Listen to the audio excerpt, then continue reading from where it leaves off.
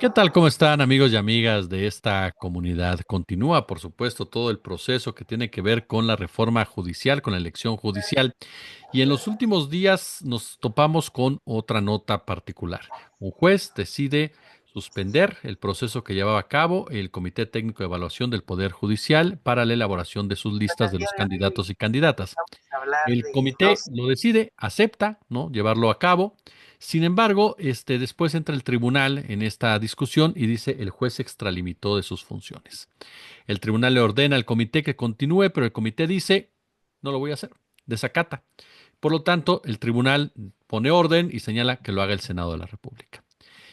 ¿Cómo afecta esto al proceso? Finalmente, el Comité Técnico de Evaluación decide renunciar, ¿no?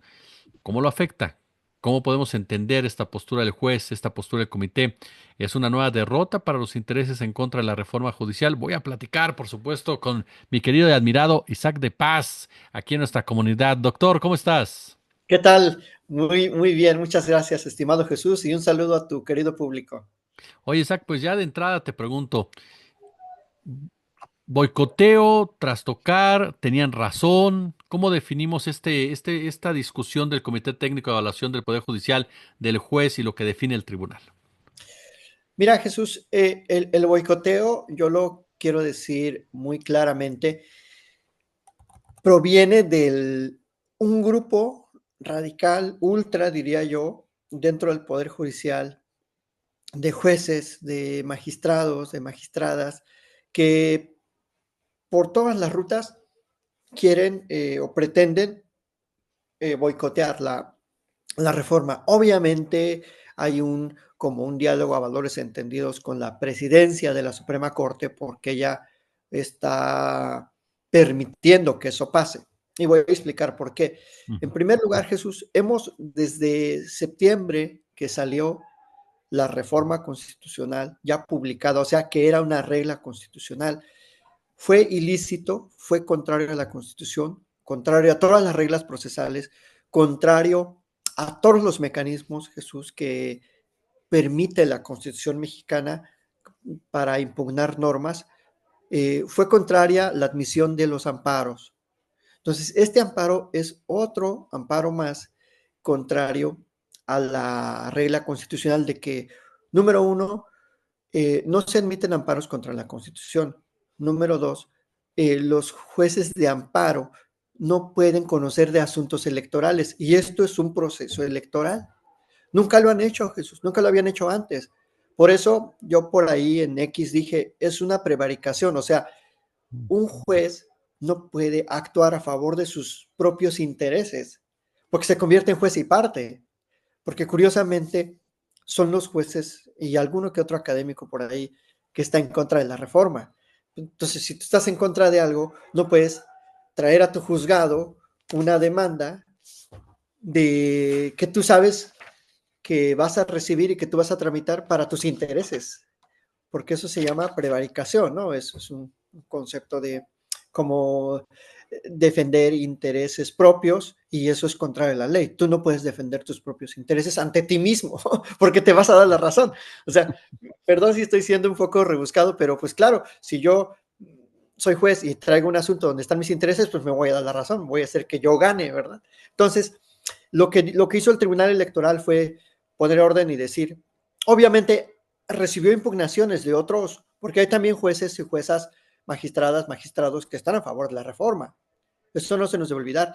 Y ellos impugnaron este freno que el juez federal ilícitamente le puso al comité. Ahora, yo aquí abro un paréntesis, Jesús. El comité nunca debió suspender sus trabajos. O sea, el comité recibió una orden de una suspensión en amparo que, pues, como regla general, las suspensiones de amparo se tienen que obedecer. Pero si son suspensiones ilícitas, si son órdenes espurias, si yo hubiera integrado ese comité, hubiera dicho, señor juez, usted no puede conocer de esta materia, usted lo sabe, por tanto su orden no le voy a hacer caso, discúlpeme, que le voy a dar vista a la fiscalía, dele vista, señor, haga lo que usted quiera, pero usted no puede hacer eso. Pero claro, como juez, ya vimos que pueden hacer lo que quieren y eso es ilícito, ¿no? O sea, parte de la independencia judicial, Jesús, es que se deben fundamentar debidamente las decisiones todas. O sea, el juez no es un ente todopoderoso que puede decir cualquier cosa, solo puede decir lo que la ley o la constitución le permiten. Entonces, esa decisión del juez nunca debió ser acatada por el comité. Entonces, el comité debió ser, o hacer más bien, oídos sordos a palabras necias, si se me permite la expresión, y la corte, pues mucho menos, debió permitir que un juez inferior regule o le ponga un freno a la actividad que está encargada de esa actividad constitucionalmente la propia Corte. O sea, ese comité lo puso la Corte. O sea, la Corte no debió permitir que un juez inferior le dé órdenes a un comité que la Corte puso. Pero, como dije hace rato, a lo mejor estaban a valores entendidos y, ¿sabes qué? Yo voy a poner el comité, al rato tú impugnas y ahí le pones freno y pues ahí lo dejamos, ¿no? Para boicotear, para restarle legitimidad a la reforma. Por lo tanto, lo que hizo el Tribunal Electoral, la Sala Superior, que la Sala Superior, para que el público lo sepa, es el único órgano judicial en el Estado mexicano que tiene legitimidad para resolver las disputas electorales, los procesos electorales. Ellos son los únicos. Así lo han sido históricamente. Nunca hemos visto que en la Corte se dilucide si ganó tal o cual candidato. Eso se dilucida en el Tribunal Electoral, porque su nombre lo dice. Para eso se inventó Jesús. Y lo inventaron los pianistas, ¿eh? No lo inventó Morena, lo inventaron desde hace muchos años. O sea, tendrá alrededor de, unos, casi va a cumplir 30 años este tribunal. Entonces no es algo nuevo. Por eso resulta muy absurdo, resulta un acto desesperado que recurran a jueces de amparo para frenar la elección judicial. Y eso es lo que se ve mal y eso es lo que el comité no debió admitir. Y bueno, ahora quedaron mal con todos. Quedaron mal profesionalmente porque no pudieron llevar a cabo su trabajo. Quedaron mal con el juez porque para el juez, ese juez de Michoacán, incumplieron su orden. Quedaron mal con el tribunal porque el tribunal les dijo, ustedes tienen que ponerse a trabajar, si no, incluso pudieran estar cometiendo un delito. Porque eso dijo la sala superior. La sala superior dijo que esto se investigue, le damos vista a la fiscalía porque ustedes están impidiendo un proceso electoral y eso es un delito. Entonces, quedaron mal con la corte. Como yo lo dije en Twitter, por querer quedar bien, por andar de buena onda, por querer acatar algo inacatable, pues quedan mal con todos. Y pues en la mañana vimos, no sé si lo dijo a manera de mofa la presidenta de la República, pero dijo, ya ni tenían trabajo, yo no sé a qué renunciaron. Entonces, pues ese es el estado de las cosas, Jesús. Yo no era tan partidario de que el Senado puede sustituir el Comité del Senado al Comité del Poder Judicial, porque la regla constitucional es clara. Claro, hay un vacío, por supuesto, en que qué pasaría si el Poder Judicial no manda su lista, pues ni modo, no la mandó y ya. O sea, yo pienso que el Senado no tendría por qué sustituir al Comité del Poder Judicial, ni modo. Se quedaron fuera y las responsabilidades de esa mayoría, porque no son todos los ministros y ministras, de esa mayoría en la Corte que le quiere hacer el caldo gordo a sus propias huestes para descarrilar la elección judicial y que pues están acabando muy mal por lo que se ve, ¿no? Están acabando como traidores a sus propios grupos y como sobre todo traidores a la Constitución, porque la Constitución tiene unas reglas, aunque a mí, aunque no me gusten las reglas de la Constitución, que no me gustan muchas, por cierto, pues, pero la tengo que obedecer. O sea, no es de gustos, no es, pues no son huevitos, ¿no? Que pues, al gusto, no, no. Son reglas de organización del poder del Estado mexicano y que fijan las reglas de la relación entre la ciudadanía, entre todos los poderes públicos y también los privados, y hay que obedecerlas. Y si uno quiere cambiarlas, bueno, vayamos a las urnas. Entonces, esa es la situación, Jesús. Ese es esta maraña de problemas que están desencadenando la necedad judicial desde mi punto de vista. Oye, este último punto que te quería preguntar también del Senado. Ya nos explicabas, lo mejor hubiera sido, pues ni modo, se perdieron esas listas, se perdieron esos nombres. A la larga, esto puede ser utilizado por estas partes que no quieren la reforma judicial para tratar de impugnar los trabajos que se han venido haciendo o no tiene posibilidad alguna.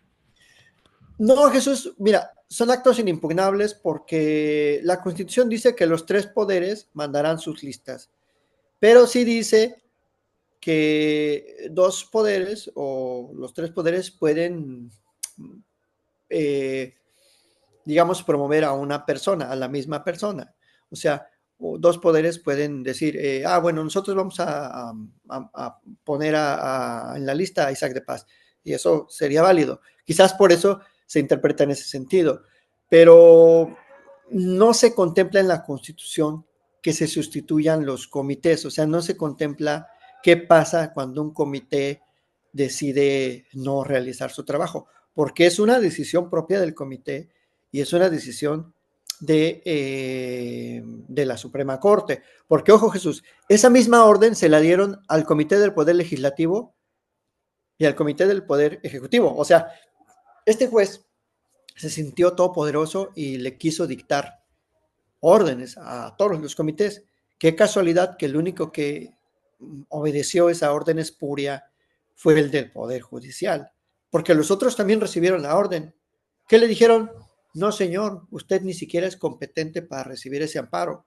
Por lo tanto, no le vamos a hacer caso a lo que usted nos está diciendo, porque si le hacemos caso, estaremos violando la Constitución. Y por eso los comités siguieron con su trabajo. Pero bueno, la pregunta que planteas es interesante. Puede usarse como un argumento, pues políticamente se va a usar, ¿no? Porque ellos, a lo mejor su intención es que el Poder Judicial no participe de esta farsa y entonces nosotros, acatando una resolución de amparo, por eso no seguimos en el proceso. Pero vuelvo a insistir con lo que dije al principio, Jesús, los procesos constitucionales no son judicializables, no son frenables, porque si no, la Constitución perdería toda su fuerza. Si cualquier cosa de la Constitución se puede parar, pues entonces no habría Estado, no habría administración pública, no habría impartición de justicia, no habría servicios. Si imagínate, si eso fuera, se permitirían locuras como, la oposición quiere frenar los programas sociales y mete un amparo para que la Secretaría del Bienestar no le pague a las señoras mayores de 60, a todos nuestros viejitos y viejitas que reciben su dinerito cada 2 meses. ¿Y con un amparo se podría eso? Pues no, no se puede. Entonces, los procesos constitucionales no se pueden frenar. Solo algunos procesos legales tienen barreras de acuerdo a ciertas reglas constitucionales. En este caso, los procesos electorales ante las reglas electorales de la justicia idem, ¿no? De la justicia electoral. Entonces, pues yo creo que lo que va a pasar es que a lo mejor si el Senado hace una insaculación al azar, que es lo último que escuché, no sé si sea tan verídico o no, de quienes se integraron a las listas del Poder Judicial y los puede mandar a la tómbola en un par de semanas, bueno, en una semana aproximadamente, y pues ya que el azar decida si esas personas luego entran a las listas de elección, pero yo creo que lo más prudente es que si el Poder Judicial y su comité no quisieron participar, bueno, pues, ¿qué le vamos a hacer? ¿No? O sea, no sé, no hay una manera en que eso se hubiese previsto y yo creo que lo bueno es que muchas de las personas que se inscribieron en el Poder Judicial también se inscribieron en el Senado o en el Poder Ejecutivo y yo creo que algunos perfiles sí van a poder, digamos, tener acceso a la tómbola, ¿no? Pero bueno, esta semana es interesante porque se va a decidir precisamente esta última cuestión. ¿Qué va a pasar con las personas que se postularon al Poder Judicial? Yo ya di mi punto de vista, yo digo, bueno, pues ni modo, ¿no? O sea, finalmente les falló su Poder Judicial. Sí es una lástima para gente que sí cree en la reforma dentro del Poder Judicial, que sí estaba confiado en que era un procedimiento viable y por eso con toda la mesura, pero también firmeza, digo, pues parece una propia traición de esa mayoría de la Corte a sus propias huestes, que a lo mejor no son de esa afinidad en cuanto a la reforma, pero que al fin y al cabo son del gremio. Y yo creo que debieron de darle paso a los trabajos del comité y no permitir que el juez eh, diera esa orden, ¿no? O que el comité la obedeciera. O sea, yo hubiera dicho, oiga, señor juez, esa orden es espuria, usted no puede dar ese tipo de órdenes, por lo tanto, ni le vamos a hacer caso, tal como hizo el Senado y tal como hizo el Poder Ejecutivo. Dijeron, así como que, muy bien, con tu orden, pero pues fíjate que nosotros tenemos una obligación constitucional que tú no puedes frenar. ¿Cómo un juez de Michoacán va a frenar un proceso nacional? O sea, es absurdo, es totalmente absurdo, Jesús.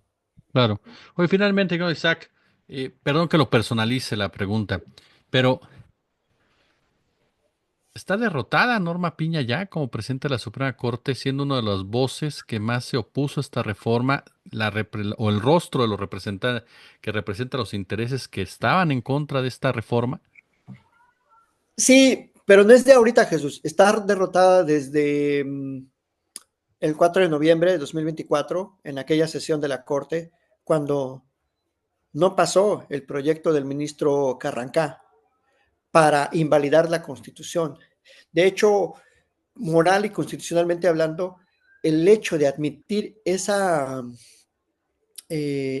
acción de inconstitucionalidad ya era de por sí una derrota, porque tú no puedes admitir lo inadmisible, porque es obvio, o sea, todo el mundo, cualquiera que tenga una memoria breve y un conocimiento mínimo de derecho, sabe que la Constitución no se puede someter a juicio. Y cuando un tribunal constitucional presidido por la ministra Norma Lucía Piña admite eso, dices, es una derrota ya el acto desesperado de querer someter a juicio a la Constitución. Eso ya es de por sí una derrota. Y esto, pues claro, esto yo creo que ya sería el último clavo en su féretro constitucional, ¿no? Estoy hablando de manera, por supuesto, Claro, eh, figurativa. alegórica, metafórica, porque ya ha tenido bastantes derrotas. Yo creo que ella como presidenta no puede permitir que se sigan dando este tipo de casos. O sea, tiene que respetar la Constitución. Lo hizo algo que le criticaron mucho a Pérez Dayán, es que cambió de bando, que traicionó, pero si uno revisa los precedentes de Pérez Dayán en aquel momento, son coherentes con lo que Pérez Dayán había dicho en el Ujú. 2014, en el 2016, en el 2017, sobre que la Constitución no se puede someter a juicio y que el amparo no procede contra reformas constitucionales. Entonces, Pérez Dayán fue coherente. Pérez Dayán no es pro 4T y Pérez Dayán lo dijo. En lo personal, estoy en contra de esa reforma, pero soy juez constitucional, pues tengo que fallar conforme me lo indica la Constitución. No voy a poner ahí en las decisiones mis filias o mis fobias. Y creo que eso es algo, es de admirarle a él, que, pues bueno, se supo separar incluso de sí mismo, ¿no? Y eso es parte de la independencia judicial y esta gente nunca lo va a entender. Piensan que ellos son los dueños de la interpretación constitucional, son los dueños de qué procede y qué no en el amparo, son los dueños de la constitución misma, ¿no? De qué es la constitución y algunos dicen pues lo que la Corte diga y no, la Constitución ya dice qué es y la Corte no puede estar interpretando e inventando reglas, normas o procesos extraconstitucionales, porque el único portador ideal, original, fundamental de la Constitución es el pueblo. Entonces, eso es lo que, libros de teoría constitucional que se nos han enseñado y que en resumen eso significa. Entonces, un tribunal, ni una presidenta de un tribunal tan importante como es una Suprema Corte, puede apropiarse de eso. Y yo espero que, pues, que entren en razón en estos últimos meses que les quedan, alrededor de 6 meses en la Corte y pues terminen su mandato constitucional dignamente, porque hasta ahora pues lo están terminando con problemas de competencia, con problemas entre ellos, con dimes y diretes, y todo por una necedad constitucional, ¿no? De querer eh, revertir algo que es imposible de revertir y solamente por sus intereses políticos o de los grupos políticos que hay al interior del Poder Judicial. Entonces, es muy lamentable cómo está terminando esta Suprema Corte. Es muy lamentable, ¿no? Mi querido Isaac de Paz, de verdad, doctor, yo te agradezco muchísimo estos minutos para la comunidad y que nos permitas aprender de ti. No, pues gracias. Más bien, yo aprendo de la gente, de ese sentir social que yo creo que es por lo que se le reclama a muchos jueces, juezas, magistrados que nos hemos alejado, ¿no? Los quienes ejercemos el derecho de las causas sociales y pues por eso hay que renovar esa Suprema Corte. Jesús. Muchísimas gracias y a tu público también y pues aquí estamos a la orden.